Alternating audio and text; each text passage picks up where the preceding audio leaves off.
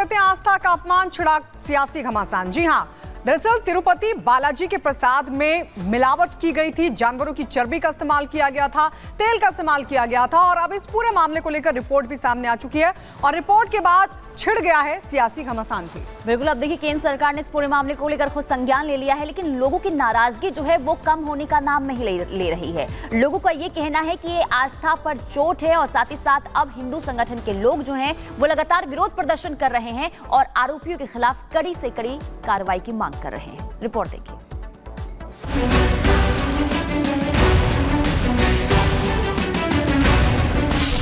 आस्था से खिलवाड़, देश में उबाल, सियासी सवाल, प्रसाद पर बवाल। आंध्र प्रदेश के तिरुमाला से शुरू हुआ प्रसाद विवाद अब देश के हर धार्मिक स्थल तक पहुंच चुका है। प्रसाद के लड्डू में मिलावट को लेकर पूरे देश में गुस्सा है। करोड़ों सनातन प्रेमियों की आस्था के केंद्र भगवान तिरुपति बालाजी के प्रसाद में मिलावट की रिपोर्ट आने के बाद से सियासी धर्मयुद्ध छिड़ गया है। आलम तो ये है कि मामले में फांसी और सीबीआई जांच तक की मांग की जा रही है। मामला गंभीर है, बशर्ते केंद्र सरकार भी सतर्क है। महाप्रसाद में मिलावट की खबरों पर बयानों की बारिश के बीच केंद्रीय स्वास्थ्य मंत्री जेपी नड्डा ने आंध्र के सीएम चंद्रबाबू नायडू से बात कर प्रसाद की रिपोर्ट मांगी है। साथ ही जेपी नड्डा ने जांच के बाद कार्रवाई का भरोसा भी दिया है। जैसे ही ये खबर मुझे मिली, मैंने चंद्रबाबू नायडू जी से बात की, उनसे मैंने डिटेल उसकी ली है और मैंने उनको कहा है कि आप तुरंत एक जो आपके पास अवेलेबल रिपोर्ट है वो रिपोर्ट आप मुझे भेज दें। उस रिपोर्ट को मैं एग्जामिन भी करूंगा। जो भी कानून के दायरे में और जो भी हमारी नियमावली food safety standards authority of India के तहत आती है, उसके तहत हम इस पर कार्रवाई करेंगे। लेकिन हर मामले को राजनीतिक चश्मे से देखने वाली सपा यहां भी कहां पीछे रहने वाली थी। सपा सांसद अवधेश प्रसाद इस मुद्दे पर भी राजनीतिक टिप्पणी करने से बाज नहीं आए। उन्होंने इस कांड का आरोप भी बीजेपी पर मढ़ दिया। ये भारतीय जनता पार्टी क्या क्या करेगी, किस तरह अफवाह फैलाएगी, इसमें तो भैया इनको महारत हासिल है ना। ये सब भारतीय जनता पार्टी का करिश्मा है, अफवाह है, जिससे लोग पूरी तरह से जानकारी रखते हैं। ये विश्वसनीय चीज नहीं है। मैं इस पर विश्वास नहीं करता। तमाम रिपोर्टिंग तो भारतीय जनता पार्टी के दबाव से हो रही है। भले ही सपा और उसके नेता इस मामले को राजनीतिक रंग देने में जुटे हो, लेकिन मामला विशुद्ध धार्मिक है, इससे गुरेज नहीं किया जा सकता। दिल्ली से लेकर लखनऊ तक विरोध प्रदर्शनों का दौर शुरू हो चुका है। लखनऊ में हिंदू महासभा के कार्यकर्ता बड़ी संख्या में इकट्ठा होकर विरोध प्रदर्शन करने वाले हैं। वहीं विश्व हिंदू परिषद ने आंध्र सरकार से मामले की न्यायिक जांच की मांग उठाई है। संपूर्ण हिंदू समाज में बेचैनी है, वो गुस्से में है और इससे पहले कि हिंदू समाज आंदोलन पर उतर आए, हम आंध्र प्रदेश सरकार से आग्रह करते हैं वो तुरंत इसके ऊपर न्यायिक जांच बिठाए और उस न्यायिक जांच के दायरे में यह भी तय होना चाहिए कौन लोग जिम्मेदार हैं, उनके लिए उचित सजा दी जाए। सवाल आस्था से खिलवाड़ का है। वो भक्त जिनके चढ़ावे से तिरुपति बालाजी दुनिया के सबसे अमीर मंदिरों में से एक बना है, वो भक्त जो अपने साथ सिर्फ प्रसाद लेकर नहीं जाते बल्कि प्रसाद के रूप में भगवान का आशीर्वाद लेकर जाते हैं।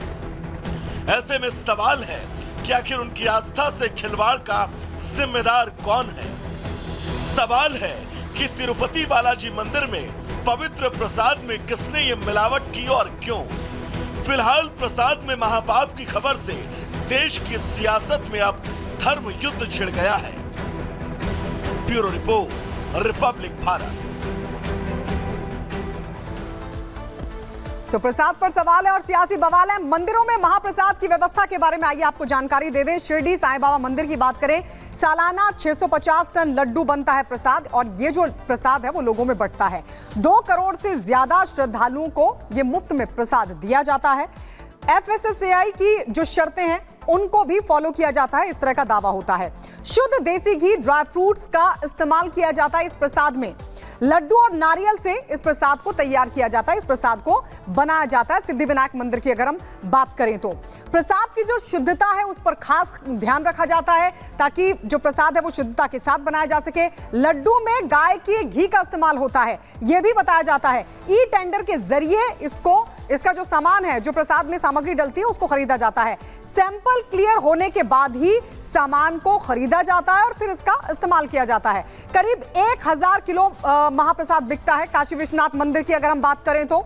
इसके अलावा आपको बता दें, काशी विश्वनाथ मंदिर में लड्डुओं की पूर्ति वेंडर करते हैं, यानी वेंडरों के जरिए इसकी पूर्ति की जाती है। प्रसाद की गुणवत्ता फूड डिपार्टमेंट जांचता है, यानी फूड डिपार्टमेंट को इसकी जिम्मेदारी है कि वो जांचे कि प्रसाद शुद्ध है कि नहीं। शुद्धता और पवित्रता का विशेष ध्यान दिया जाता है क्योंकि प्रसाद है और ऐसे में प्रसाद शुद्ध होना चाहिए और पवित्र होना चाहिए, इसका खासा ख्याल रखा जाता है। लेकिन इसके बावजूद भी तिरुपति बालाजी के मंदिर में जो प्रसाद है उसको लेकर जो मिलावट है उस पर बड़े सवाल। और आइए बात करते हैं, आज शपथ आगे अग्निपथ। बड़ी खबर क्या है, पुनीता बता रही है। तो देखिए, खुद को जनता की अदालत में सौंप चुके दिल्ली के पूर्व मुख्यमंत्री अरविंद केजरीवाल ने अब ये जिम्मेदारी अपने राजनीतिक साथी यानी कि आतिशी को सौंप दी है और आतिशी आज दिल्ली के मुख्यमंत्री के तौर पर शपथ लेने वाली है। लेकिन जो जिम्मेदारी आतिशी को दी गई है, ये जिम्मेदारी आतिशी के लिए आसान रहने वाली है। आखिर दिल्ली की सत्ता संभालने के साथ ही आतिशी के सामने क्या क्या चुनौतियां आ सकती है, एक बार आपको इस रिपोर्ट के जरिए दिखाते हैं।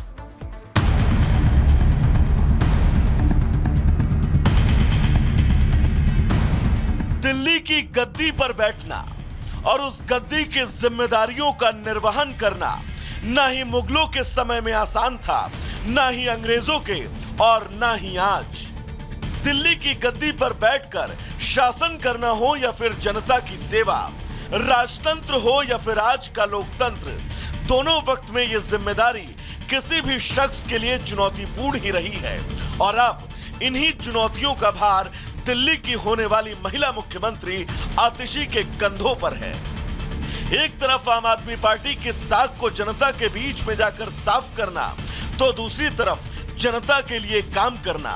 एक तरफ आपके सर्वे सर्वा अरविंद केजरीवाल की छवि पर पड़ी धूल को हटाना, तो दूसरी तरफ जनता के बीच विकास की धूल की परतें हटाना।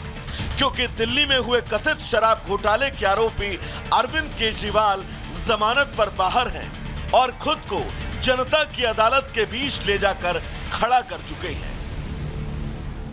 1 किलोवाट के कनेक्शन के लिए 250% की वृद्धि, 5 किलोवाट के कनेक्शन के लिए 118% की वृद्धि।